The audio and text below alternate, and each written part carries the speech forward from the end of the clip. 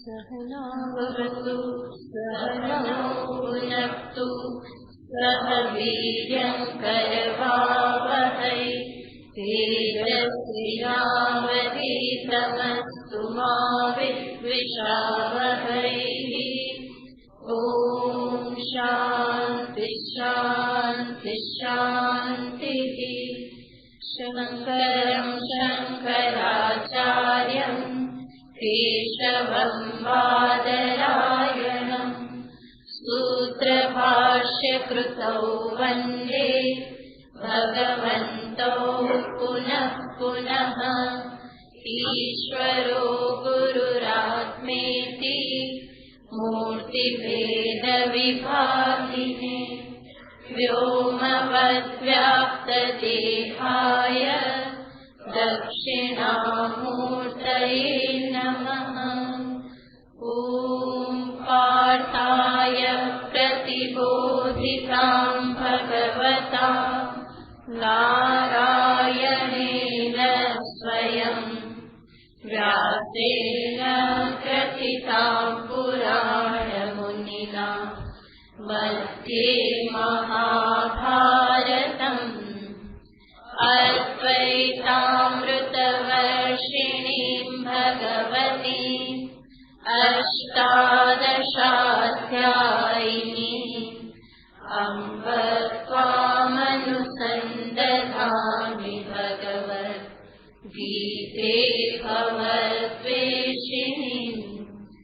यं ब्रह्मा वरुणेन्द्ररुद्रमरुतः स्तुन्वन्ति दिव्यैस्तवैः वेदैः साङ्गपदक्रमोपनिषदैः गायन्ति यं सामगाः।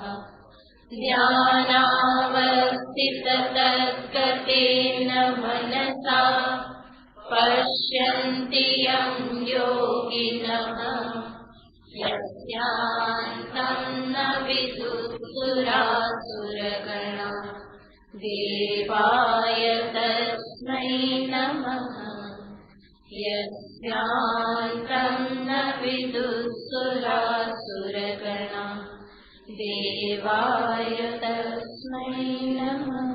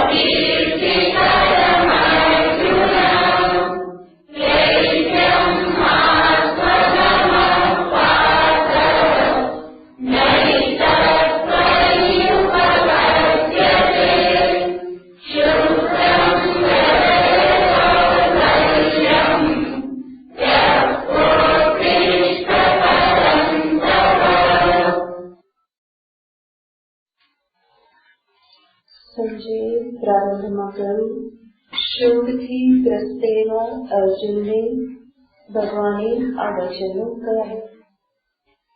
ભગવાને કયા વચનો કહ્યા અને દર્શાવે છે. કુતસ્ત્વાકસ્મનમિદં વિશ્વે સંપષ્ટિતમ. ભગવાને અર્જુનને જે વચનો કહ્યા એ ઘણા જ કઠોર વચન છે. અર્જુન જે પ્રમાણે અહીંયા પોતાની હતાશાને પ્રગટ કરે છે, નિરાશાને પ્રગટ કરે છે, ભગવાન એને જરા પણ સ્વીકારતા નથી. આમ પણ આપણા શાસ્ત્રોમાં, આપણી સંસ્કૃતિમાં ક્યારેય પણ કાયરતાને, નિરાશાને કે પછી અકર્મણ્યતાને, આળસને, પ્રમાદને પોષવામાં આવતા નથી.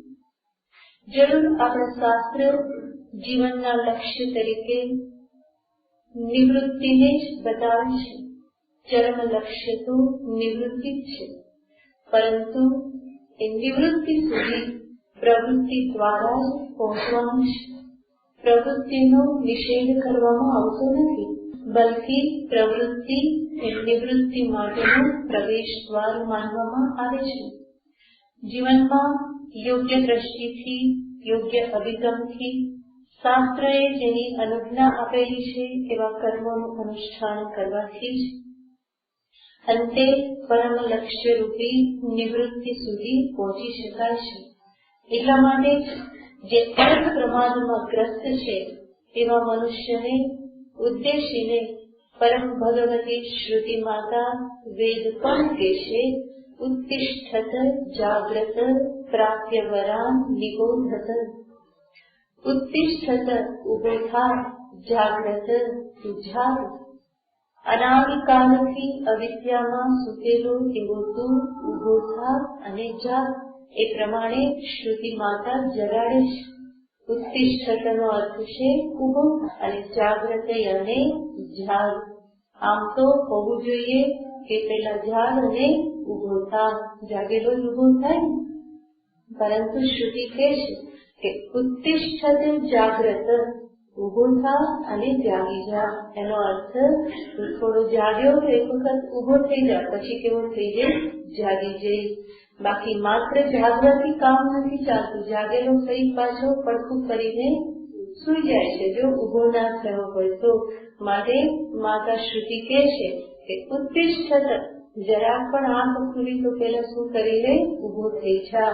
અને ઉભો થઈ જઈશ તો પછી પાછા સુઈ જવાના ચાન્સ નથી.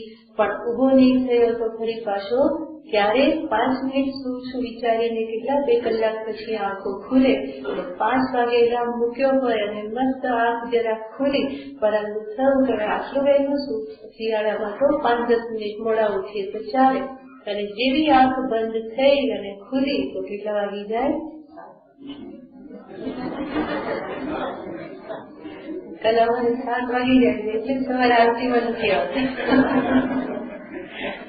કમસે કમ આરતીમાં 10 વાગે ત્યારે તો બધા ઉઠી જ જાય. આશ્રમમાં રહેવાનો આ ફાયદો છે.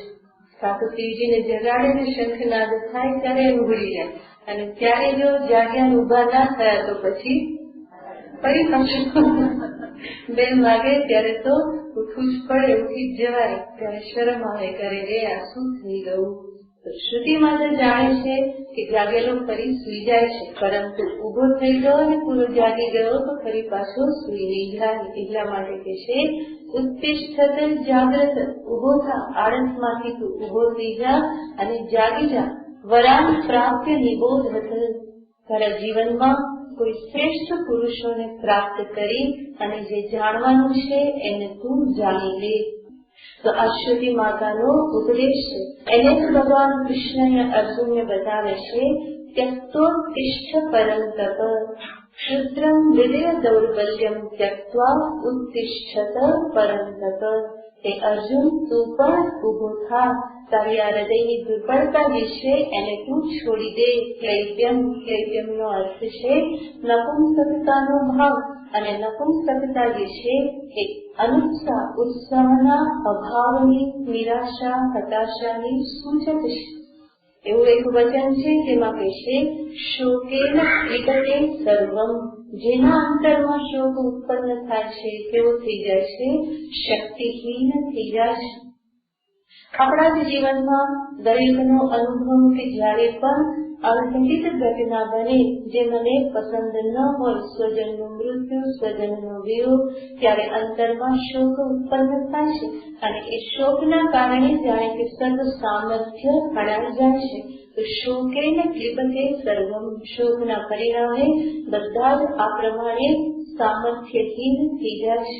તો અર્જુનની પણ આવી જ દશા થઈ. એટલા માટે જ ભગવાન કહે છે ક્લૈપ્યમ માસ્મ ગમન, આ પ્રમાણે તો ક્લિબતાને પ્રાપ્ત ન કર. આ એક પ્રકારની જે નબળાઈ છે, કાયરતા છે, એને પોષવાની ના હોય.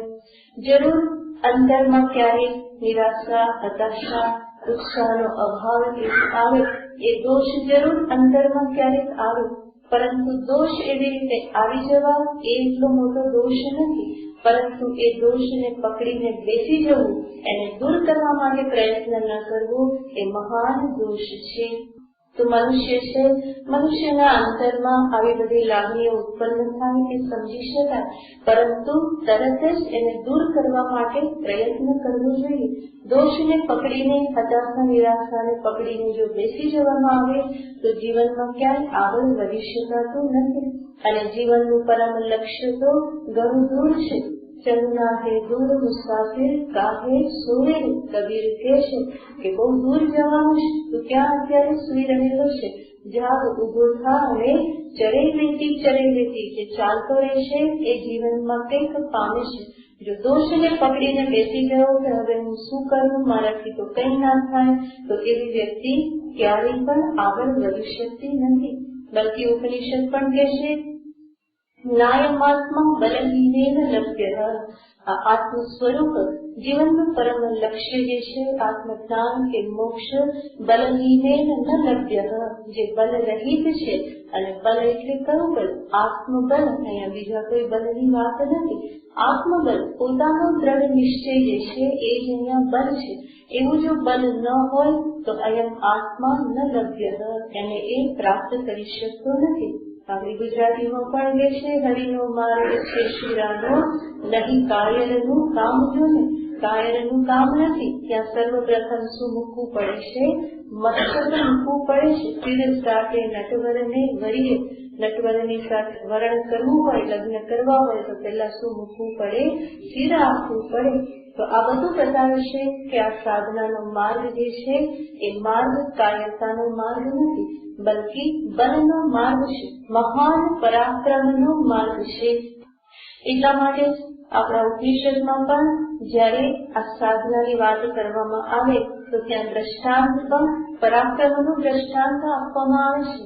પ્રણવો ધનુષ્યરો હ્યાત્મા બ્રહ્મતર લક્ષ્ય મુચ્યતે, અપ્રમત્તેન વેત્તવ્યો શરવત તન્મયો ભવે.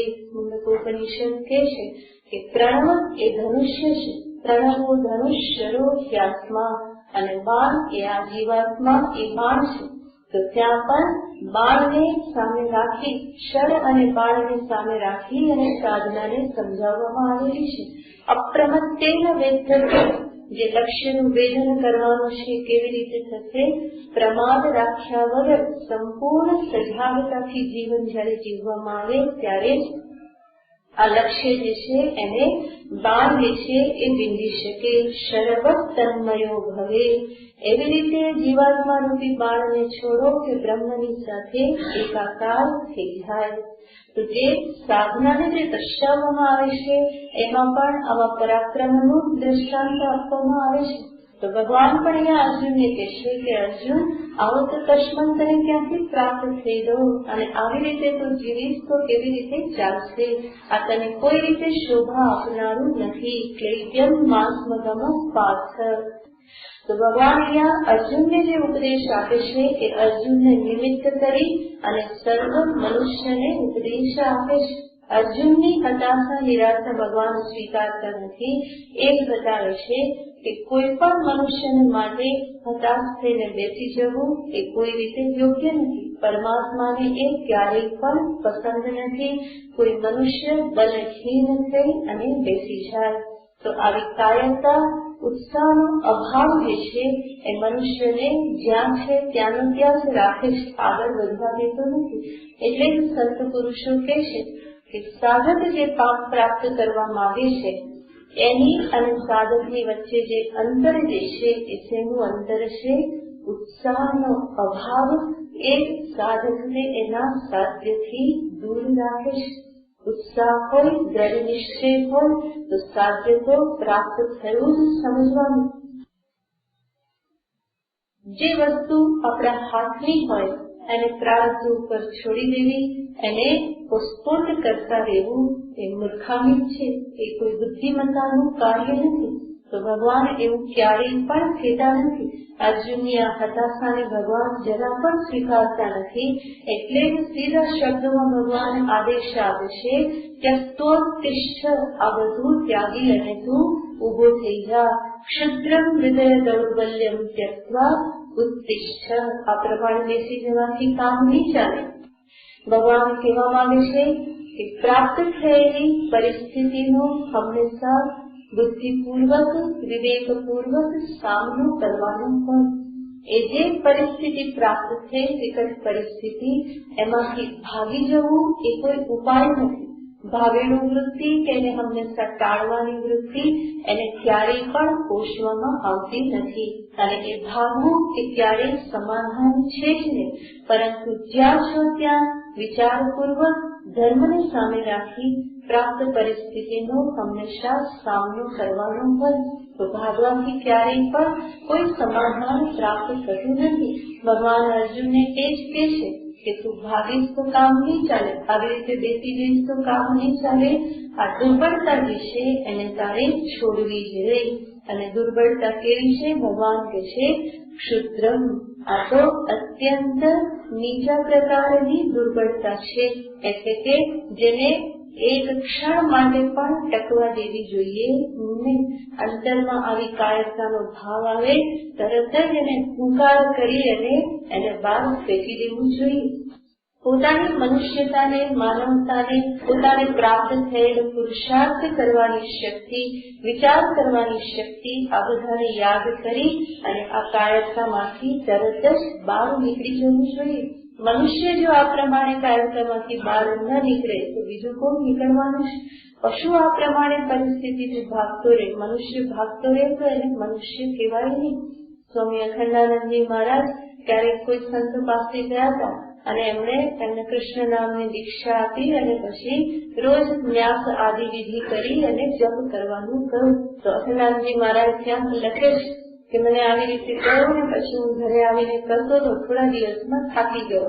એટલે પછી મેં એ સંતને મારે પત્ર લખ્યો કે આટલું બધું તો મારાથી થતું નથી. સવારમાં વહેલું ઉઠવાનું, વહેલું સ્નાન કરવાનું, ન્યાસ કરવાનો, આટલા જપ કરવાના, આટલા કલાક સુધી બેસવાનું, આ બધું તો મને બહુ અઘરું લાગે, મારાથી થતું નથી. તો પેલા સંતનો ત્યાંથી ઉત્તર આવ્યો. એમાં એમણે આ જ વાક્ય લખ્યું હતું, ક્લેશ્યમ માસનો ગમન, કાયરતાને પ્રાપ્ત નહીં થા. જો આ બધું તું નહીં કરે તો કોણ કરશે? ભેંસ કરશે કે? આ પ્રમાણે એમને પત્રમાં ઉત્તર આપ્યો કે ભેંસ આ બધું કરવાની છે. તો માનવ થઈને, બ્રાહ્મણ પુત્ર થઈ, જિજ્ઞાસુ થઈ, મુમુક્ષુ થઈ, ભગવાનનો ભક્ત થઈ અને જો આ બધું તું નહીં કરે તો કોણ કરશે? પશુ કરશે? તો ઉપદેશ કોઈ પશુને તો આપવામાં આવતો નથી. ઉપદેશ મનુષ્યને આપવામાં આવે છે અને એવો ઉપદેશ આપવામાં આવે છે કે જે એના સામર્થ્યની અંદર જ છે. એના સામર્થ્યથી બહારની કોઈ વાત એને કહેવામાં નથી આવતી. ભગવાને અકૂટ શક્તિ મનુષ્યમાં મૂકેલી છે અને એને સામે રાખીને જ ભગવાન શાસ્ત્ર બધા ઉપદેશ આપી રહેલા છે. અહીંયા ભગવાન પણ અર્જુનને એ જ કહે છે કે અર્જુન, તારા જેવાને આ શોક કે આ કાયરતા જે છે એ ત્વયી ન ઉપપદ્યતે, તને કોઈ રીતે શોભા આવતી નથી. તું તો વીર છે, શૂર છે, અનેક વિજયોનો સ્વામી છે અને અત્યારે તું આ પ્રમાણે બાણ અને ધનુષ્ય છોડીને બેસી ગયો. બાણ અને ધનુષ્ય છોડી દેવા એનો અર્થ શું છે? પુરુષાર્થ કરવાનું છોડી દેવું. જે પુરુષાર્થ કરવાનો મહાન અવસર આ માનવ જન્મમાં જ પ્રાપ્ત થાય છે અને માનવ જન્મ વારંવાર પ્રાપ્ત થતો નથી. માટે ભગવાન સર્વ જીવોને ઉદ્દેશીને કહેશે કે આવી રાતે પુરુષાર્થનો ત્યાગ કરી અને બેસી જવું એ કોઈ પણ રીતે કલ્યાણકારી છે જ નહીં. અને માટે જે કરવાનું હોય એ કરવા માટે તું ઉભો થઈ જા. ભગવાનનો આજે વ્યવહાર જે છે એ સૂચિત કરે છે કે સાચા આચાર્ય કે ગુરુજી છે એ ક્યારેય પણ ખોટી બાબતમાં કે આવી કાયરતા હતાશાવાળી બાબતમાં શિષ્યની હામાં હા મેળવતા નથી. બલકે જે કહેવાનું હોય એને કહીને જ રહે છે અને જે કહેવાનું હોય એ સામાન્ય શબ્દોમાં જો એ ન સાંભળે તો કઠોર શબ્દમાં પણ એને એ કરીને દે છે. ભગવાન અર્જુન અહીંયા એવા કઠોર શબ્દ જ વાપરે છે. નહીં તો અર્જુન જેવા વીરને આવું કેવું કે તું કાયર ન થા એ કોઈ સામાન્ય શબ્દ તો નથી. તો જે કહેવાનું છે એ ભગવાન કહીને જ રહે છે. પરંતુ જ્યારે આ પ્રમાણે કઠોર સત્ય કહેવાતું હોય અને કઠોર સત્યને કહેવા માટે જ્યારે કઠોર વચન પણ વપરાતા હોય ત્યારે પણ આચાર્યના દિલમાં હંમેશા કરુણા જ હોય છે અને એમની દ્રષ્ટિમાં પણ હંમેશા કરુણા જ રહેલી હોય. એટલા માટે સાંભળનારો એને સાંભળીને ભાગી જતો નથી, પરંતુ એ સાંભળવા માટે તૈયાર રહે છે. ભગવાન અહીંયા અર્જુનને જે કંઈ પણ કહી રહેલા છે એમાં પણ એમની પાછળ અર્જુનના કલ્યાણની જ વાંછા છે. કોઈ પણ રીતે અર્જુન અશોક મોહથી મુક્ત થઈ જાય એવી સદભાવના સાથે ભગવાન અર્જુનને આ પ્રકારનો ઉપદેશ આપે છે. એટલું જ નહીં, દરેક જીવના જીવનમાં જે કંઈ પણ પરિસ્થિતિનું નિર્માણ ઈશ્વર દ્વારા થાય છે એના કર્મોને અનુરૂપ એ દરેક પરિસ્થિતિનું નિર્માણ એના કલ્યાણ માટે જ થતું હોય છે, એને જગાડવા માટે જ થતું હોય છે. એ જાગે ન જાગે એ અલગ વસ્તુ છે, પરંતુ જે પણ નિર્માણ થયું એની પાછળનો ઉદ્દેશ્ય શું હોય છે? માત્ર ને માત્ર કલ્યાણ એ જ એનો ઉદ્દેશ્ય હોય છે. દરેક વ્યક્તિ જાગતી નથી, કારણ કે આ પરિસ્થિતિ એ નિમિત્ત માત્ર હોય છે. જાગવા માટેનું મુખ્ય કારણ હોય છે એના પાપ કર્મનો ક્ષય અને સત્કર્મનો પરિપાક. બાકી તો દરેક મનુષ્યના જીવનમાં વિકટ પરિસ્થિતિ આવે છે, દરેક મનુષ્ય દુઃખથી ગ્રસ્ત થાય છે, શોકથી ગ્રસ્ત થાય છે, પરંતુ દરેક તો જાગી જતા નથી. કોઈક જાગી જાય છે એટલા માટે એ સાથે સાથે એમના સત્કર્મનો પરિપાક પણ થયેલો છે. અને જ્ઞાન હંમેશા પાપ ક્ષય થવું હોય તો જ ઉત્પન્ન થાય. જ્ઞાન ઉત્પત્તિ પુંસામ ક્ષયાત પાપસ્ય કર્મણઃ. પાપ કર્મનો ક્ષય થયો હોય તો જ જ્ઞાન ઉત્પન્ન થાય. અને જ્ઞાન ઉત્પન્ન થાય એની પહેલા જ્ઞાન પ્રાપ્તિ માટેની ઈચ્છા પણ ઉત્પન્ન થવી જોઈએ. અને એ ઈચ્છા પણ ઈશ્વરના અનુગ્રહ વગર ઉત્પન્ન થતી નથી. ઈશ્વરાનુગ્રહાદેવ પુંસામ અદ્વૈત વાસના. અદ્વૈત તત્વને જાણવાની ઈચ્છા પણ ઈશ્વરના અનુગ્રહ માત્રથી જ થાય છે. અને આ અનુગ્રહ એટલે સત્કર્મનો પરિપાક. જે કંઈ પણ સત્કર્મ પૂર્વ થયેલા છે, પુણ્ય કર્મ થયેલા છે, એ પુણ્યના પરિપાકે જે જીવ જે છે એ જાગે છે. જીવનમાં કંઈક ઉન્નતિ સાધવા માટે એ પ્રવૃત્તિશીલ થાય છે, એના અંતરમાં કંઈક શુભેચ્છા પ્રગટ થાય છે. તો પરિસ્થિતિ એ નિમિત્ત બને છે, પરંતુ સાથે સાથે શું જોઈએ? પુણ્ય કર્મનો પરિપાક જોઈએ. બાકી વિકટ પરિસ્થિતિ તો દરેકના જીવનમાં પ્રાપ્ત થાય જ છે. અને દરેકને જેવી પરિસ્થિતિની જરૂરિયાત હોય એવી પરિસ્થિતિ ભગવાન પ્રદાન કરતા હોય છે. આપણે જાણીએ છીએ તુલસી, મીરા, નરસિંહ આ બધા જાગ્યા તો દરેકને માટે જુદી જુદી પરિસ્થિતિનું નિર્માણ થયેલું છે. અને એ પરિસ્થિતિ એમને જગાડવા માટે જરૂરી હતી, તે પર્યાપ્ત હતી, એટલે એ પ્રમાણેની પરિસ્થિતિ એમના જીવનમાં આવી. પરંતુ એ દરેકના જીવનમાં જેવી પરિસ્થિતિ આવી એવી અન્ય જીવોના જીવનમાં પણ આવે છે, પરંતુ એ જાગતા નથી, કારણ કે જે પુણ્ય પૂંજી જોઈએ એ પુણ્ય પૂંજી એમની પાસે છે નહીં. અર્જુન આ પ્રમાણે જે વિકટ પરિસ્થિતિમાં અત્યારે મુકાયેલા છે, જરૂર અત્યંત મહાન ધર્મ સંકટ એમને પ્રાપ્ત થયેલું છે.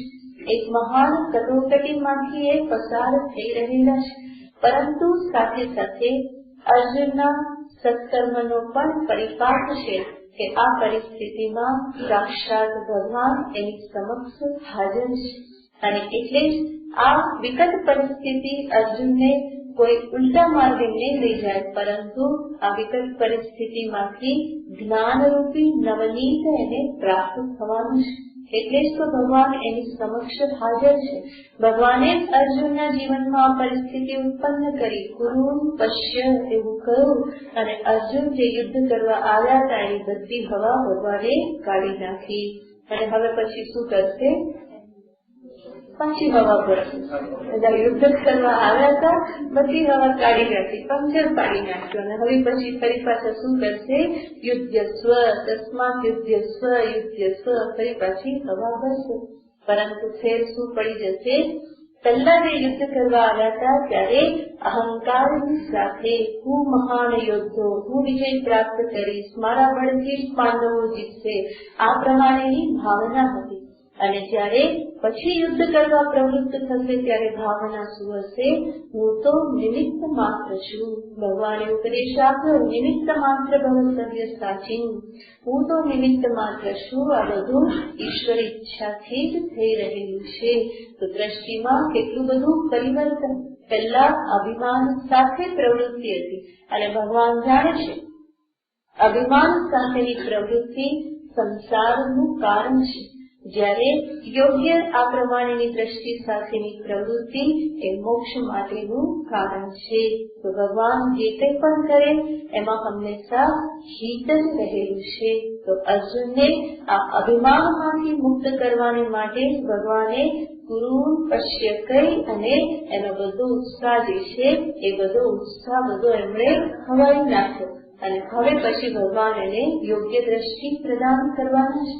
તો દિવ્ય દ્રષ્ટિથી જોવામાં આવે તો ભગવાનની દ્રષ્ટિમાં હંમેશા કલ્યાણ જ રહેલું હોય છે. આપણને ઉપરછદી રીતે લાગે કે શા માટે ભગવાને આવું એને હેરાન કર્યો, તૈયાર જ હતા અર્જુન તો યુદ્ધ કરવા માટે, ફરી આ બધું શા માટે કર્યું? અને પાછા પોતે કરાવવા તો શું માંગતા હતા? યુદ્ધ કરાવવા માંગતા હતા. તો પછી આટલું બધું નાટક શા માટે કર્યું? એ નાટક એટલા માટે કર્યું કે જેથી કરીને અર્જુનનો ઉદ્ધાર થાય અને અર્જુનના નિમિત્તથી આપણા જેવા સર્વ જીવોને પણ ઉપદેશ પ્રાપ્ત થાય અને એનો પણ ઉદ્ધાર થાય. આ હેતુથી જ ભગવાને આ પ્રમાણેની પરિસ્થિતિનું નિર્માણ કર્યું. તો ભગવાને અતિ કઠોર વચન અર્જુનને કહ્યા કે અર્જુન ઉભો થા, કાયરતા છોડ, નપુંસક ના બન, આ તને શોભા આપતું નથી. આવા બધા વચનો ભગવાને કહ્યા. ભગવાનને થયું હશે કે આવું કહીશ એટલે અર્જુન ઉભા થઈ જશે અને શું કરવા લાગશે? યુદ્ધ કરવા લાગશે. પરંતુ ભગવાનના આટલા કઠોર વચનની પણ અર્જુન ઉપર કોઈ અસર થયેલી નથી. અર્જુન જરા પણ હલ્યા નહીં, જરા પણ ધનુષ્ય બાણ તરફ હાથ ગયો નહીં કે હવે હું એ પકડી લઉં. બલકી અર્જુન ફરી પાછા પોતે જે વિચારતા હતા, પોતાના મનમાં જે પણ રહેલું હતું એને જ ફરી પાછું ભગવાનની સમક્ષ એ પ્રગટ કરે છે. તો ભગવાને જે આ થોડી અને આ પ્રમાણે જે કઠોર વચનમાં આ પ્રમાણે ભગવાને જે એને કહ્યું એનાથી વિશેષ કઈ અસર થઈ નહીં, બલકી અર્જુનના મનમાં જે વિચાર ચાલતા હતા એ વિચાર વધારે ભડકી ઉઠ્યા. જેમ આગ હોય અને એમાં થોડુંક પાણી નાખવામાં આવે તો શું થાય? અગ્નિ જે છે એ એકદમ ભડકી ઉઠે છે.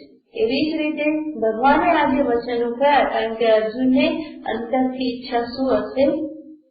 મેં આજે બધું કહ્યું એટલે હવે ભગવાન મને શું કહે છે? અર્જુન તે કહ્યું બહુ સારી વાત કરી, યુદ્ધ કરવાની હવે જરૂર નથી.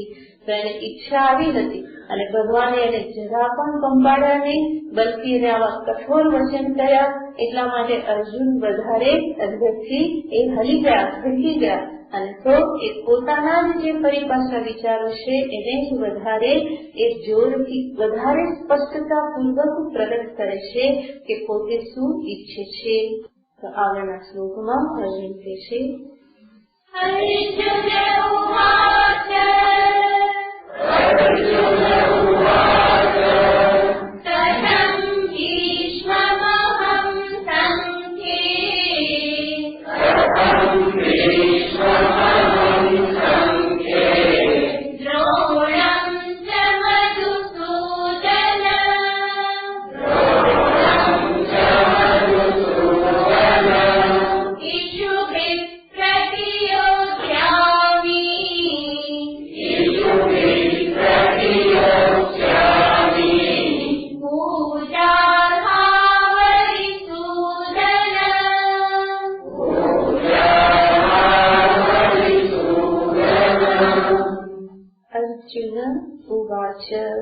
અર્જુન બોલ્યા.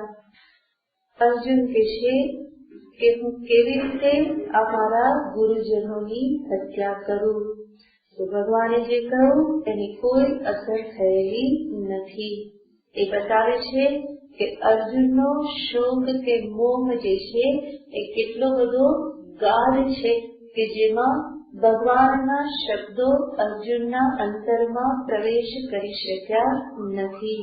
ભગવાનના શબ્દોનો સ્વીકાર અર્જુન કરી શક્યા નથી. અને આ જ મોહાંધ વ્યક્તિનું લક્ષણ છે. જે વ્યક્તિ મોહાંધ હોય એના કેટલાક લક્ષણ છે, એની અભિવ્યક્તિ કેવી હોય, એનો અભિગમ કેવા પ્રકારનો હોય. તો સર્વપ્રથમ એનું લક્ષણ છે કે એ હંમેશા પોતાની હામાં હા પૂરનારાને શોધે. એની અપેક્ષા એવી જ હોય કે હું જે વિચારું છું અને મને જે થઈ રહેલું છે એમાં સામેની વ્યક્તિ તરફથી સિક્કો લાગી જાય કે બરાબર તને જે થઈ રહ્યું છે કેવું છે બરાબર જ છે, તું જે વિચાર કરી રહેલો છે એ બરાબર છે. મોહાંધ વ્યક્તિનું આ પ્રથમ લક્ષણ છે કે એને હામાં હા પુરાવનારા જ હંમેશા એ અપેક્ષા રાખતો હોય, એ એને સારા લાગે. એને અપેક્ષા એવી જ રહે કે મારી હામાં હા પુરાવે. જો કોઈ વિરોધ કરે તો એનાથી સ્વીકાર થતો નથી. એનું બીજું લક્ષણ છે મોહના કારણે ધર્મ અધર્મ દેખાય અને અધર્મ ધર્મ દેખાય છે. કારણ કે મોહથી દ્રષ્ટિ રંગાઈ ગયેલી છે. માટે જે સત્ય છે યથાર્થ છે એનું દર્શન એને થઈ શકતું નથી. મોહ શબ્દનો અર્થ થાય મોહ વૈચિત્ય. વૈચિત્ય એટલે કે બધું વિપરીત દેખાય. બુદ્ધિ પછી બધું હંમેશા વિપરીત જ વિચારે, એ સીધું વિચારી શકે નહીં, તો એને કહેવાય છે મોહ. તો મોહથી યુક્ત એવી વ્યક્તિ ધર્મને અધર્મ જાણે છે, અધર્મને ધર્મ જાણે છે.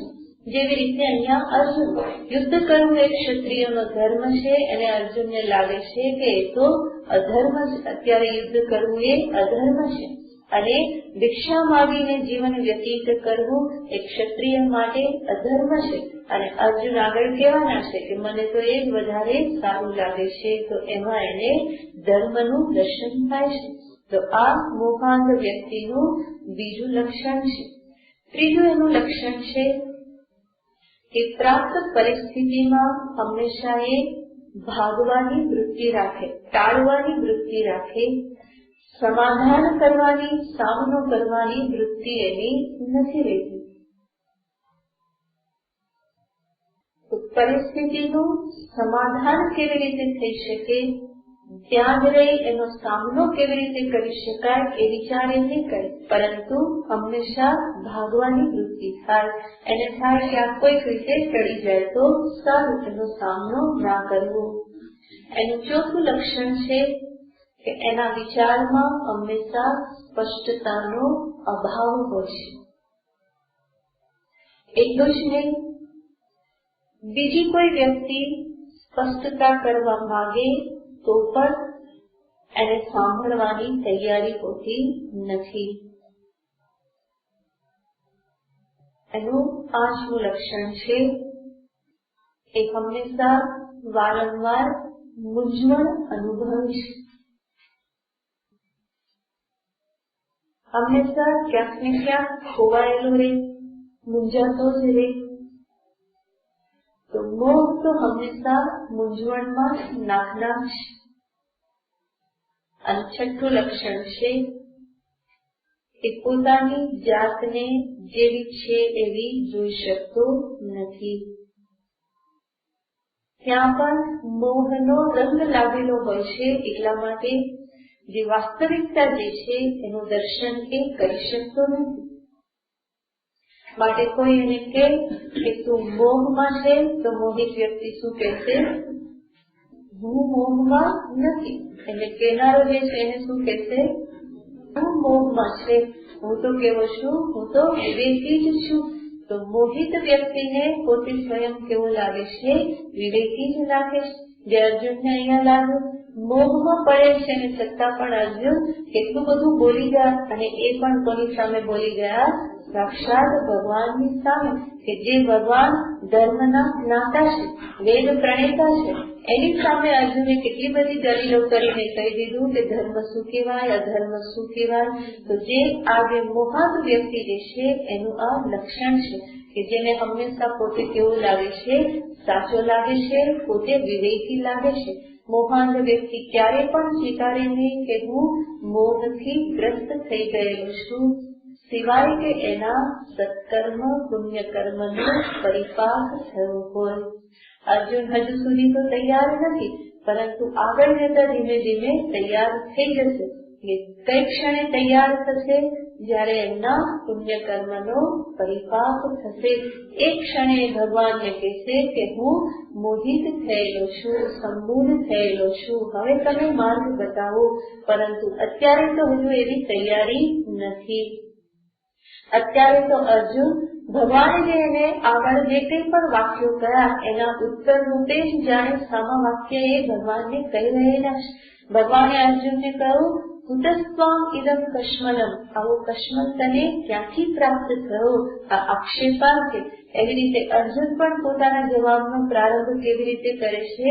કથમ ભીષ્મમહં સંખ્યે, હું પણ ભીષ્મ અને દ્રોણને કેવી રીતે હણું? કેવી રીતે હણું એ કોઈ પ્રશ્ન નથી કે એ ભગવાનને પૂછે છે કે કેવી રીતે બાણ ચલાવવું, પરંતુ કેવી રીતે હણું એનો અર્થ શું?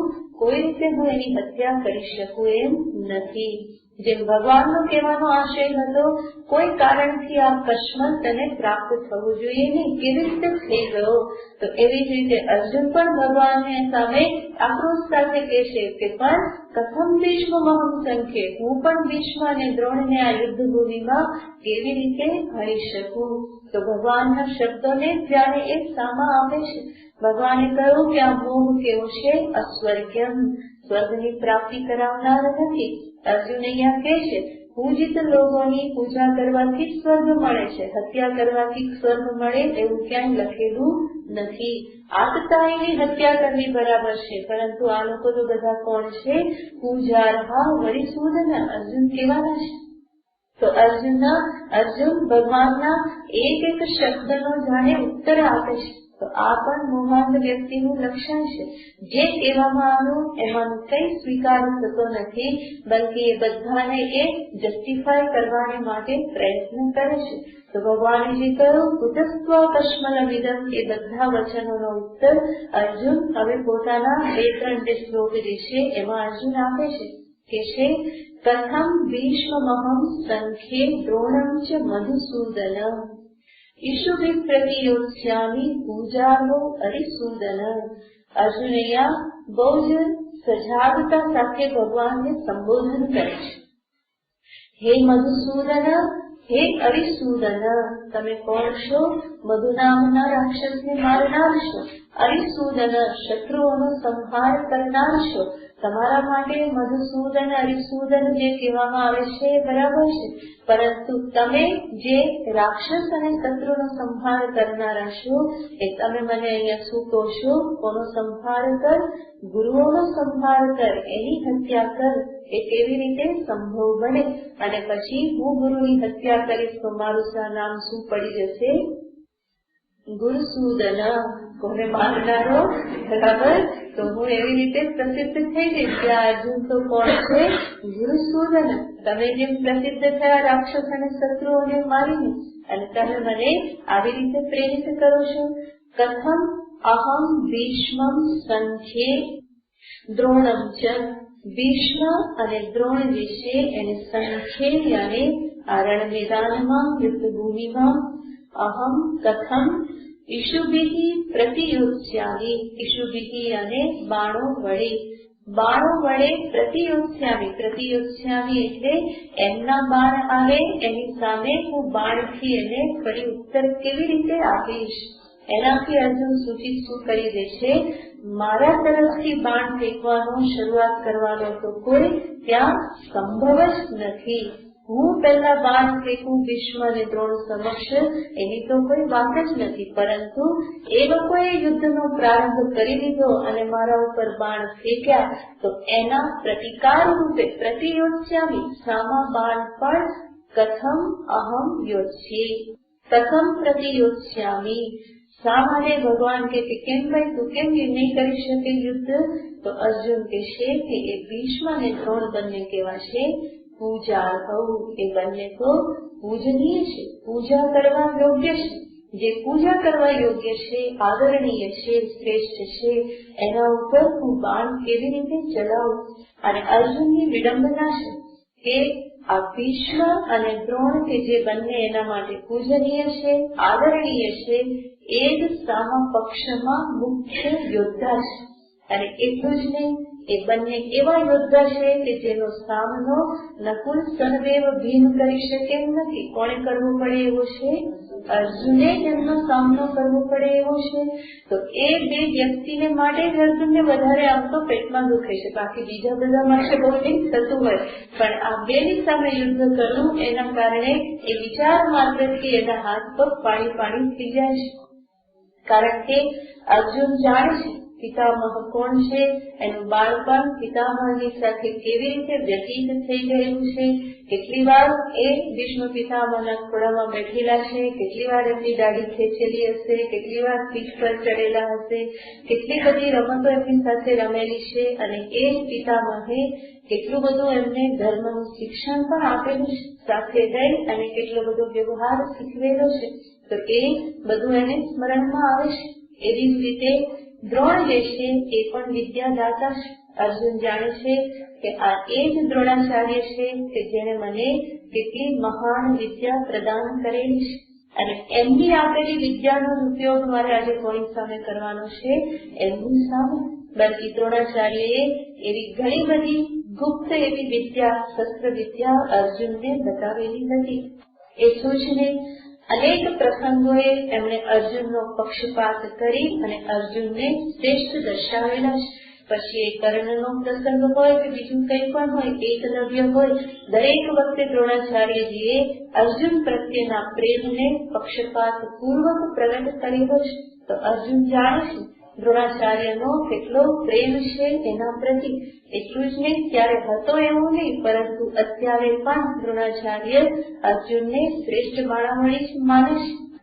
અને એવા દ્રોણાચાર્ય ગુરુની સામે એમની જ આપેલી વિદ્યાનો પ્રયોગ કરવો અર્જુનને એનું મન જે છે એના માટે તૈયાર થતું નથી. એટલા માટે તો આ શ્લોકમાં અર્જુન આ બે શબ્દ વાપરે છે, કથમ ભીષ્મમહં પ્રતિયોત્સ્યામિ, કથમ દ્રોણં ચ પ્રતિયોત્સ્યામિ. કારણ કે આ બેની સામે જેને વધારે તકલીફ છે. દુર્યોધનની સાથે તો કદાચ એ લડી લે, બીજા બધા જે છે એના ભાઈઓ એની સાથે પણ લડી લે, પરંતુ આ દ્રોણ અને ભીષ્મ જે છે એની સામે યુદ્ધનો વિચાર કરતા પણ અર્જુનને ચક્કર આવવા લાગે છે કે આવું તો મારાથી કેવી રીતે થઈ શકે. કથમ અહમ પ્રતિયોત્સ્યામિ, એ કથમ શબ્દ શું બતાવે છે? જરા પણ તૈયારી નથી. તમે જે બધા મને વચનો કહ્યા એ બધું બરાબર, પણ આ તો મારાથી નહીં થાય. કોઈ પણ રીતે એના માટે અર્જુનનું મન તૈયાર થતું નથી. કારણ કે એ કેવા છે? પૂજાર્થો, બંને પૂજા કરવાની યોગ્ય છે. અને અર્જુન ધર્મ જાણે છે કે જે પૂજનીય હોય એની પૂજા કરવામાં ન આવે તો કેટલું બધું નુકસાન જાય છે. પૂજ્યાહ યત્ર ન પૂજ્યન્તે પૂજ્યાયામ ચ વ્યતિક્રમઃ ચત્વારિ તસ્ય નશ્યન્તિ આયુર્વિદ્યા યશોબલમ. જે પૂજનીય વ્યક્તિ હોય એની પૂજા કરવામાં ન આવે અને જે પૂજનીય જે છે એનું ક્યાંક અપમાન થતું રહે તો શું થાય? ચત્વારિ તસ્ય નશ્યન્તિ, એની 4 વસ્તુ નષ્ટ થઈ જાય છે. કઈ 4 વસ્તુ? આયુર, વિદ્યા, યશો, બલમ. આયુષ્ય, વિદ્યા, યશ અને બલ. એટલા માટે જ આપણી પરંપરામાં કોઈ નાની વ્યક્તિ વડીલને પ્રણામ કરે તો એ શું આપે છે? આશીર્વાદ આપે છે. ચિરંજીવી ભવ, એમ શું કે છે? દીર્ઘાયુ ભવ. તો વડીલોની પૂજાથી, સેવાથી એમના આશીર્વાદ પ્રાપ્ત થાય છે. કોઈ કે વડીલ કે એટલે ચિરંજીવી થોડુંક થઈ જવાય છે, જેટલું પ્રારબ્ધ હોય એટલું થશે. આ તો બધું કેવી રીતે ચાલે છે? ઈશ્વરના સંકલ્પથી ચાલે છે. તો કઈ દાદાના સંકલ્પથી કઈ થવાનું નથી, માટે પગે લાગવું જોઈએ. આવી ઊંધી બુદ્ધિ નહીં ચલાવવાની. બરાબર? ઈશ્વરનો સંકલ્પ શ્રેષ્ઠ છે, કામ કરે છે, પરંતુ દાદા દાદી પણ કોના અંશ છે? ઈશ્વરના મમેવાંશો જીવ લોકે, ઈશ્વરની શક્તિ એમાં છે અને એટલા માટે શુદ્ધ ભાવથી, શુદ્ધ હૃદયથી, સદભાવના પૂર્વક જયારે આશીર્વાદ પ્રદાન થાય તો એ જરૂર સાચા નીકળે છે, એ ફળે છે. ઘણા બધા વિઘ્નોને એ દૂર કરનારા નીવડે છે. એટલા માટે જ તો વડીલોના આશીર્વાદનું મહત્વ છે. નહીં તો આશીર્વાદનું મહત્વ શું કરવા હોય? તો જે વડીલની જે પૂજા કરે એને આશીર્વાદ શું મળતા રહેશે? ચિરંજીવી ભવ, દીર્ઘાયુ ભવ, સુખી ભવ. આ બધા આશીર્વાદથી જે પણ વિઘ્ન જે છે જીવનમાં એ ટળતા રહેશે. એટલા માટે જ હંમેશા જે વડીલ લોકો જે છે એનું સન્માન કરવું જોઈએ. માત્ર આયુથી પણ વડીલ હોય તો પણ એનું સન્માન કરવું જોઈએ. એટલા માટે વધારે દિવાળી જોઈ હોય અને શું કરવાનું? હંમેશા પ્રણામ કરવાના. તો એ આયુષ્યથી પણ મોટા છે તો એટલું પણ પૂરતું છે. એમાં પણ જ્ઞાન વૃદ્ધ હોય તો એના કરતા પણ વધારે એ વંદનીય છે. તો હંમેશા જે વડીલ છે, મહાન છે, એને પ્રણામ કરી આશીર્વાદ લેવાના હોય. અર્જુન જાણે છે દ્રોણ અને ભીષ્મ બંને પૂજા યોગ્ય છે, એમના આશીર્વાદ મારે લેવાના હોય. આશીર્વાદ લેવાની જગ્યાએ એમની સામે બાણ ફેંકવું, આવું તો કેવી રીતે સંભવ બને? બાણ ફેંકવા માત્રથી અમારું આયુષ્ય નષ્ટ થઈ જશે. તો આશીર્વાદ લેવાને માટે છે, એ યુદ્ધ કરવાને માટે નથી. એટલું જ નહીં, પૂજનીયને આદર કરવામાં ન આવે તો વિદ્યા પણ પ્રાપ્ત થતી નથી. વિદ્યા વૃદ્ધ જે છે, જ્ઞાન વૃદ્ધ જે છે એ હંમેશા આદરણીય છે, પૂજનીય છે. નમ્રતાપૂર્વક એમની પાસે રહેવામાં આવે તો એમની પાસેની વિદ્યા પ્રાપ્ત થાય છે. તો જ વિદ્યામાં વૃદ્ધિ થાય.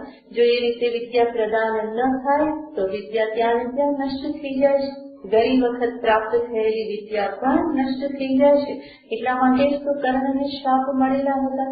વિદ્યા પ્રાપ્ત કરી પરંતુ શ્રાપ હતો એટલા માટે છેલ્લી ઘડીએ વિદ્યા વિસ્મૃત થઈ ગઈ. તો વડીલનો આશીર્વાદ, વડીલોના જે પૂજનીય જે છે એમની સેવા પૂજાથી હંમેશા વિદ્યા પ્રાપ્ત થાય. અને આવી રીતે જે જીવન જીવે એને યશ પણ પ્રાપ્ત થાય છે. જે વડીલોનું સન્માન કરે, નમ્ર થઈને રહે, એના બધા જ વખાણ કરે છે, સ્તુતિ કરે છે. જે ઉદ્ધત થઈને રહે એને બધી નિંદા કરે છે તો એનો યશ પણ વધે છે અને સાથે સાથે બલ પણ વધે છે. કયું બલ? જ્ઞાન બલ, આત્મબલ. આ બધું પણ એનું વધે છે. કારણ કે યશ વધે તો એનાથી જીવનને સંતોષ પ્રાપ્ત થાય છે. એટલું જ નહીં, બીજું બલ પણ વધે છે. જેની સ્તુતિ થાય, જે આ પ્રમાણે યશને પ્રાપ્ત કરે છે એની સાથે બીજા લોકો પણ જોડાઈ જાય છે તો એને લોકબલ પણ પ્રાપ્ત થાય છે. તો આ રીતે પૂજનીયનો આદર કરવાથી આ ચારેય વસ્તુની વૃદ્ધિ થાય છે. અને પૂજનીયનું અપમાન કરવાથી આ ચારેય વસ્તુ જે છે એ નષ્ટ થાય છે. અર્જુન જાણે છે. માટે અર્જુન કહે છે કે પ્રભુ આ બંને તો કેવા છે? પૂજાર્હૌ. બંને પૂજા કરવા યોગ્ય છે.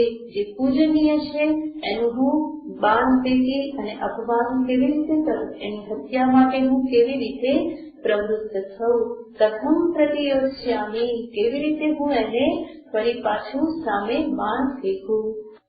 અહીંયા બીજી પણ એક વિચારણીય વાત છે કે અર્જુન અહીંયા શબ્દ વાપરે છે કથમ ભીષ્મં દ્રોણમ ચ પ્રતિયોત્સ્યામી. અર્જુન નામ લઈ અને વાત કરે છે. આમ તો જે વડીલ હોય એનું નામ લેવાનું ના હોય. એ કહી શક્યા હોય કે કથમ પિતામહં પ્રતિયોત્સ્યામી, કથમ ગુરુ પ્રતિયોત્સ્યામી. પરંતુ એ શું કહે છે? ભીષ્મમ. ભીષ્મ એ નામ લઈ અને અર્જુન વાત કરે છે. શા માટે? કારણ કે અર્જુન ભગવાન કૃષ્ણને યાદ અપાવવા માંગે છે કે આ પિતામહ એટલે કોણ છે. પિતામહ ભીષ્મ કહેવાયા છે. અને ભીષ્મ શા માટે કહેવાયેલા છે? એમના ત્યાગના કારણે. તો એમનું નામ તો હતું દેવવ્રત. વિશ્વ પિતામહનું જે મુખ્ય નામ જે છે એ નામ હતું દેવવ્રત. અને દેવવ્રત પોતાના ત્યાગના કારણે, પ્રતિજ્ઞાના કારણે એ ભીષ્મ કહેવાયેલા છે. તો શાંતનુ કે જે દાશરાજની પુત્રી સત્યવતી પ્રતિ મોહિત થયા હતા, અને એ જયારે દેવવ્રતે જયારે જાણ્યું, જયારે ગંગાજી શાંતનુને છોડીને પોતે જતા રહેલા હતા, આ અષ્ટમ પુત્ર દેવવ્રતને ત્યાં છોડીને, એટલું જ નહીં, ગંગાજી દેવવ્રતને લઈ ગયા હતા અને એને પૂર્ણપણે શિક્ષા આદિ પ્રદાન કરી અને પછી શાંતનુ પાસે છોડી ગયા હતા. પરંતુ એ સમય દરમિયાન જયારે શાંતનુ સત્યવ્રતી પ્રતિ મોહિત થયા અને પછી ઉદાસ રહેવા લાગ્યા, ત્યારે દેવવ્રતને ખબર પડી કે પિતાજી આ કારણથી ઉદાસ છે. ત્યારે સ્વયં દાશરાજ પાસે જઈ અને સત્યવતીની માગણી કરે છે પિતાને માટે. ત્યારે દાશરાજ કહે છે કે આ ઉલટી ગંગા ક્યાંથી ચાલી ગઈ? બેટા માટે હંમેશા પિતા માંગુ નાખવા આવતા હોય, અને અહીંયા શું થયું કે જે બેટો જે છે એ પિતાને માટે કન્યાને માંગવા માટે આવે છે. તો દાશરાજ કહે છે કે આ ઉલટી ગંગા ક્યાંથી, કે હું તો તારી જોડે મારી સત્યવતીને પરણાવવા માંગુ છું. તો ભીષ્મ કહેશે, દેવવ્રત કહેશે, શાંતમ પાપમ શાંતમ પાપમ. આ તો બહુ મોટો અપરાધ થઈ ગયો કે મારી જોડે નહીં, હું તો પિતા માટે તમને સેવા માટે આવ્યો છું. તો દાશરાજ કહે છે કે એવી રીતે હું આપું નહીં, કારણ કે તું જ એમનો પુત્ર મોટો થઈ અને રાજગાદીનો હકદાર કોણ બને, તો કે તું જ બનવાનો છે. તો સત્યવતીના પુત્રને તો કોઈ સ્થાન નહીં મળે, માટે હું આપું નહીં. અને ત્યારે જ દેવવ્રત પ્રતિજ્ઞા કરે છે કે હું જીવનભર ક્યારેય પણ રાજગાદી ઉપર બેસીશ નહીં. અને આ પ્રતિજ્ઞા સાંભળતાની સાથે આકાશમાંથી દેવી દેવતાઓ બધા પુષ્પવર્ષા કરે છે અને બોલે છે, ભીષ્મ પ્રતિજ્ઞા, ભીષ્મ પ્રતિજ્ઞા. હજુ આટલું થાય કે દાશરાજ ફરી પાછા કહે છે કે દેવવ્રત તું તો પ્રતિજ્ઞા કરે છે, પરંતુ કાળ ઉઠીને તારા પુત્ર થશે એ નહીં માને અને એ સત્યવતીની હત્યા કરીને પોતે ફરી પાછા રાજગાદી ઉપર બેસી જાય, તેના પુત્રોની હત્યા કરીને, તો એની ગેરંટી શું? અને તરત જ દેવવ્રત બીજી પ્રતિજ્ઞા કરે છે કે હું આજીવન બ્રહ્મચર્યનું પાલન કરીશ. અને એની સાથે ફરી દેવી દેવતાઓ બધા આકાશમાં આવી પુષ્પ વર્ષા કરે છે અને ગર્જના કરે છે, ભીષ્મ પ્રતિજ્ઞા, ભીષ્મ પ્રતિજ્ઞા, ભીષ્મોયમ પુરુષ અયમ પુરુષ ભીષ્મ. આ પ્રમાણે એ લોકો બોલે છે અને ત્યારથી એનું નામ શું પડી ગયું? ભીષ્મ પડી ગયું. એક પ્રતિજ્ઞા એમની કેવી હતી? ભીષ્મ એટલે મહાન, ભીષણ, ભયંકર પ્રતિજ્ઞા. આ બંને પ્રતિજ્ઞા એ કોઈ સામાન્ય પ્રતિજ્ઞા નથી. આ બંને પ્રતિજ્ઞાથી શેનો ત્યાગ થયેલો છે? રાજગાદીના ત્યાગથી અર્થ પુરુષાર્થને છોડેલો છે અને બ્રહ્મચર્ય પાલનથી એમણે કામ પુરુષાર્થને છોડ્યો છે. અને જે સાધક છે, જેને અધ્યાત્મ પથે આગળ વધવું છે, એને હંમેશા કહેવામાં આવે છે, કામિની કાંચનનો ત્યાગ કરો. કામિની એ કામ પુરુષાર્થ છે, કાંચન એ અર્થ પુરુષાર્થ છે. તો અર્થ અને કામનો ભીષ્મએ ત્યાગ કર્યો. કે જ્યાં મોટા ભાગના જીવ જે છે એ અર્થ અને કામ પુરુષાર્થમાં જ જીવન વ્યતીત કરે છે, પૂરું કરે છે, એને જ લક્ષ્ય તરીકે અપનાવે છે. એ જ ભીષ્મએ, દેવવ્રતે એવા એ બંને પુરુષાર્થનો ત્યાગ કર્યો, ધર્મ અને મોક્ષને અપનાવ્યા. એટલા માટે એમની આ પ્રતિજ્ઞા કેવી છે? ભીષ્મ પ્રતિજ્ઞા છે. અને એ ભીષ્મ પ્રતિજ્ઞાને યાદ અપાવવા માટે અર્જુન ભીષ્મ શબ્દ વાપરે છે અને એનાથી આડકતરી રીતે કે ભગવાનને કહે છે, જે પિતામહ પોતાના પિતાના અલ્પ સુખને માટે રાજગાદી છોડવા માટે તૈયાર થઈ ગયેલા હતા, એવા જ પિતામહ ઉપર હું ફરી રાજગાદી મેળવવા માટે થઈ અને મારા બાણોને ફેંકું. જે પિતામહે પોતાના જીવનથી શિક્ષા શું આપેલી છે? અન્યના સુખને માટે રાજગાદી પર્યંતના સુખનો ત્યાગ કરી શકાય, એમાં જ મહાન સુખ રહેલું છે, ત્યાગમાં. તો જે પિતામહે આટલા મહાન સુખનો ત્યાગ કર્યો, રાજગાદીનો ત્યાગ કર્યો, તેના માટે પિતામહ સુખને માટે એવા પિતામહ ઉપર ફરી તમે બાણ ચલાવવાનું કહો છો અને ફરી તેના માટે રાજગાદી મેળવવા માટે, હસ્તિનાપુરનું રાજ્ય મેળવવા માટે, તો એવું તો કેવી રીતે સંભવ બને? કથમ ભીષ્મમહં સંખ્યે, કેવી રીતે મારાથી આ યુદ્ધ ભૂમિમાં ભીષ્મ ઉપર આ પ્રમાણે પ્રતિયોજ્યામી, એનાથી સામો પ્રહાર હું કેવી રીતે કરી શકું. કારણ કે અમારી આ જે પરંપરા જે છે એ પરંપરા તો કેવી છે? ત્યાગની પરંપરા. બીજાના સુખ માટે સ્વયંના સુખનો ત્યાગ કરો, ગુરુ આજ્ઞાનું પાલન કરો, ગુરુનું સન્માન કરો, વડીલોનું સન્માન કરો. એ અમારી ઉજ્જવલ પરંપરા છે. અને એમાં તમે મને શું ઉપદેશ આપવા માંગો છો? તું યુદ્ધ કર, ત્યક્તોત્તિષ્ઠ પરમ તપ કોશો. પરંતુ હું સામે શું કહું છું? કથમ ભીષ્મમહં સંખ્યે, કેવી રીતે હું આની હત્યા કરું? જરાક તો વિચાર કરો. મારી જગ્યાએ તમે હોત તો શું કરત? જેણે તમારું આવું પાલન કર્યું હોય, આટલી મહાન વિભૂતિ હોય, જે જ્ઞાન વિજ્ઞાનના મહાન વિગ્રહ હોય, એની હત્યા કરવાનું આવે તો તમે શું કરત? કથમ અહમ પ્રતિયોજ્યામી, હું કેવી રીતે એમના ઉપર બાણ ફેંકું? વિચાર કરીએ તો આપણને ખરેખર સમજાય કે અર્જુનના મનમાં કેટલું મહાન ધર્મ સંકટ ચાલી રહેલું છે, કેટલા દ્વંદ્વ અંદર ચાલી રહેલા છે.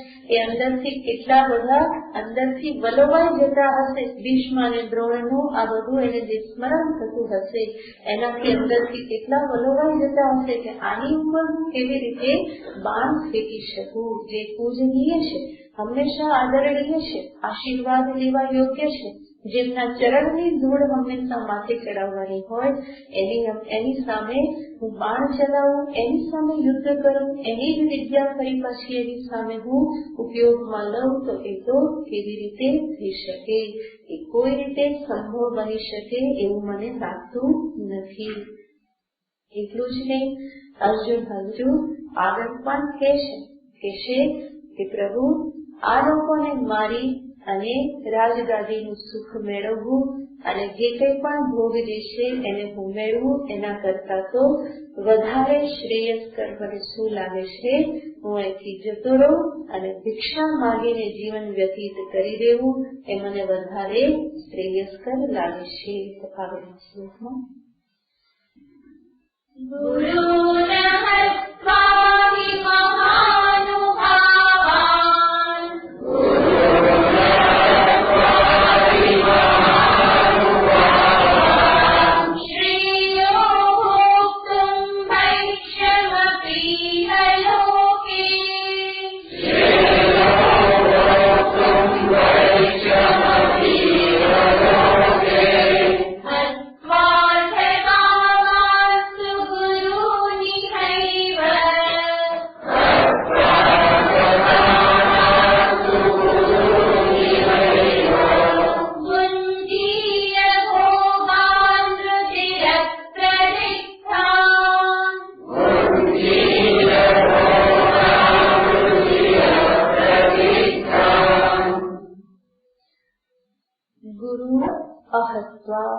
આ બધા ગુરુઓની હત્યા ન કરીને, કે જે ગુરુ કોણ છે?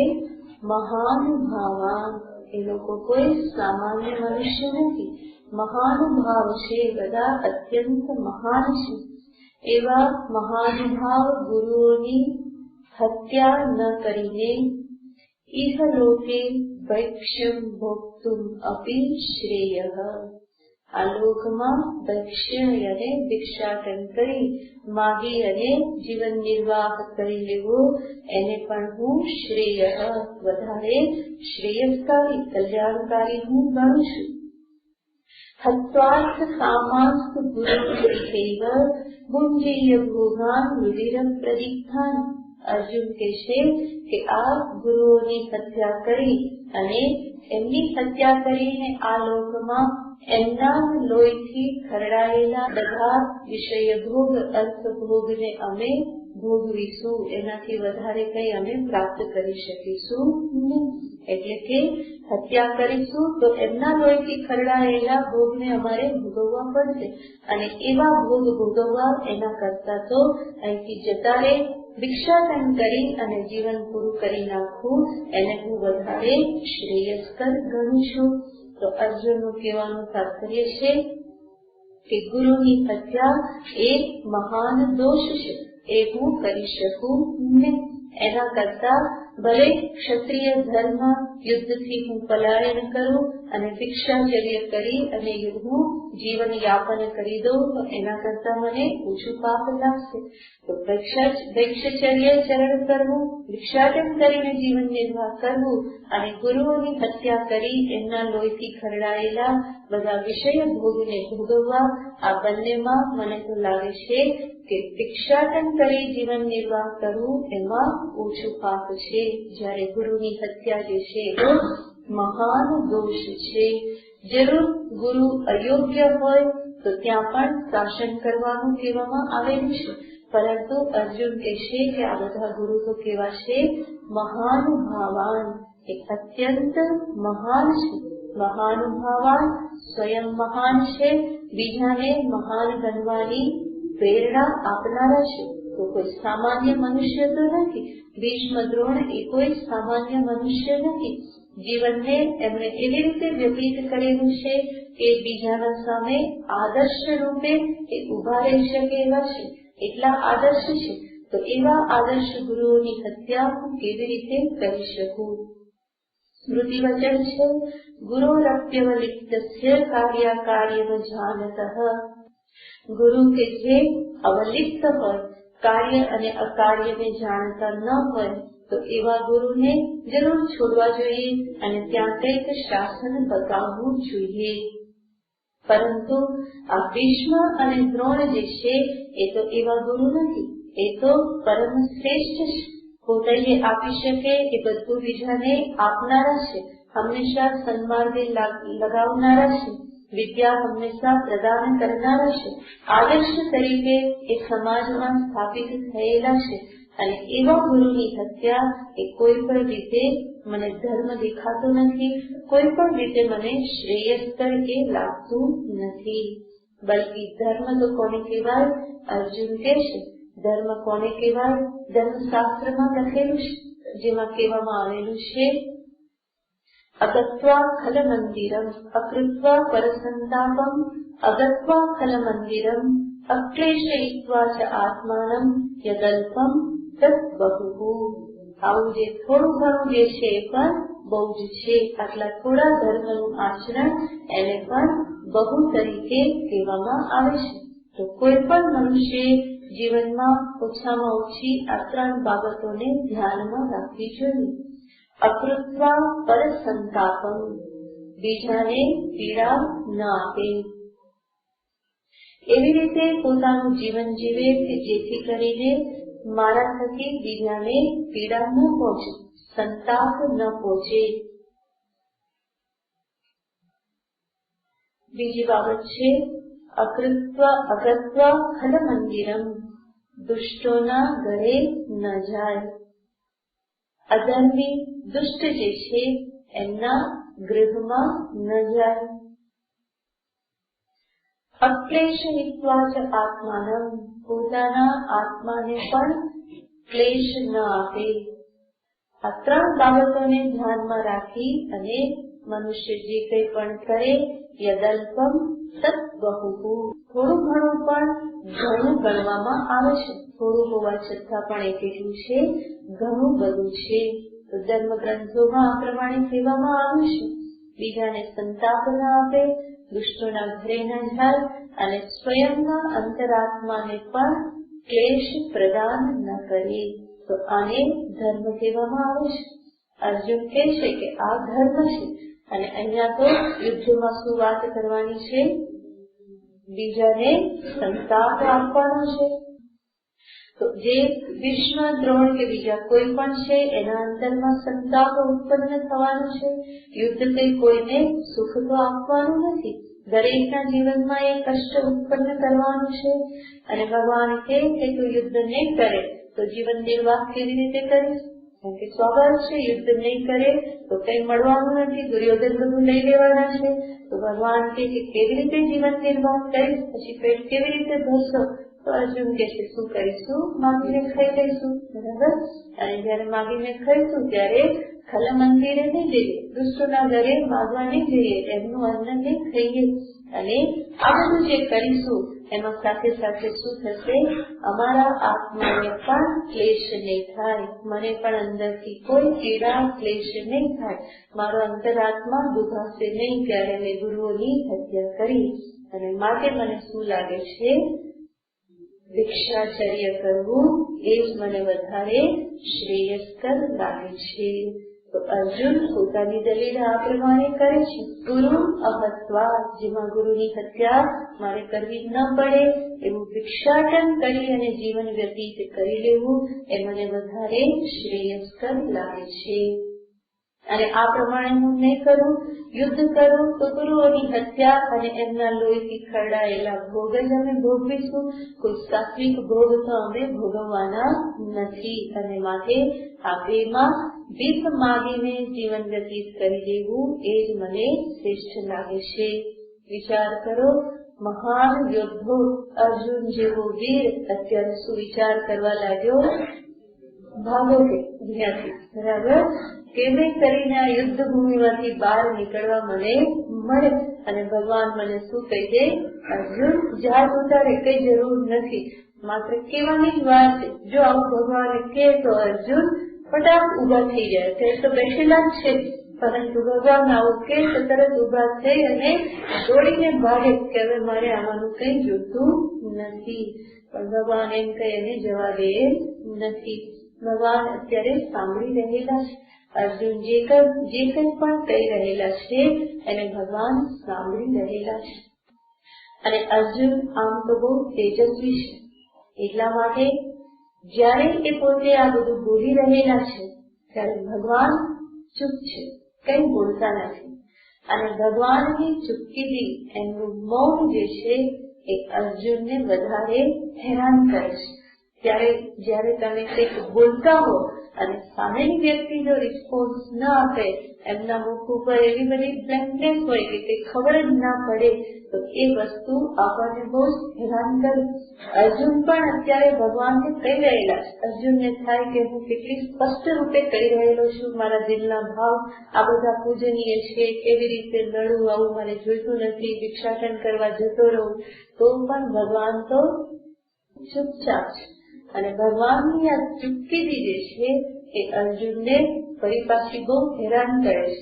અત્યારે અર્જુનની દિશા બિચારાની બહુ દયનીય છે. એક તો આ બધો સંતાપ છે, આટલી બધી તકલીફ છે, અને એમાં પાછા ભગવાન પણ કેવા ચૂપચાપ, કઈ બોલતા નથી, કોઈ પ્રતિભાવ આપતા નથી. અને એટલા માટે અર્જુનને એવું થાય છે કે કંઈક બફાઈ રહ્યું છે, કંઈક હું ઊંધું કંઈક બોલી રહેલો છું, કંઈક બપાસ થઈ રહેલું છે. અને એટલા માટે જે અર્જુને આક્રોશ સાથે બોલવાનું શરૂ કર્યું હતું, કથમ ભીષ્મ મહમ સંખ્યે, એમાં હવે થોડી ઢીલાશ આવી જાય છે. એને થયું કે કંઈક ગડબડ થઈ ગઈ, જે બોલવું જોઈએ એના કરતા કંઈક વિપરીત બોલાઈ ગયું છે. કારણ કે જો હું યોગ્ય બોલતો હોત તો કૃષ્ણે શું કહ્યું હોત? સવાત અર્જુન, કંઈક તો કહ્યું હોત. પરંતુ અહીંયા તો ભગવાન એકદમ જ સ્થિર થઈને સાંભળી રહેલા છે. નથી એમના મુખ ઉપર કોઈ સ્મિત, નથી આંખોમાં કોઈ અર્જુનના વચનોનો સ્વીકાર, કે નથી કોઈ વિરોધ, કંઈ જ નહીં. ભગવાન એમનામ જ અર્જુનને સાંભળી રહેલા છે. માટે અર્જુન હવે થોડી બીજી દિશામાં વિચાર કરતા થાય છે. એને થયું કે આ જે ગાડી જઈ રહી છે કોઈક ઉલટી દિશામાં જઈ રહી છે, મારે થોડું ગિયર બદલવું પડશે. એટલા માટે અર્જુન હવે થોડા ઢીલા પડી અને આગળ ભગવાનને કહે છે કે પ્રભુ આ યુદ્ધ થશે, એમાં અમને ખબર નથી કે અમે જીતીશું કે એ લોકો જીતશે. આવા કંઈક વિકલ્પોએ ભગવાનની સામે ઢીલા થઈ અને એ ભગવાનની સામે પ્રગટ કરે છે. એને આપણે ઓમ પૂર્ણમદ પૂર્ણમિદં પૂર્ણાત પૂર્ણમુદચ્યતે પૂર્ણસ્ય પૂર્ણમાદાય પૂર્ણમેવાવશિષ્યતે. ઓમ શાંતિ શાંતિ શાંતિ. હરિ ઓમ. શ્રી ગુરુભ્યો નમઃ. હરિ ઓમ.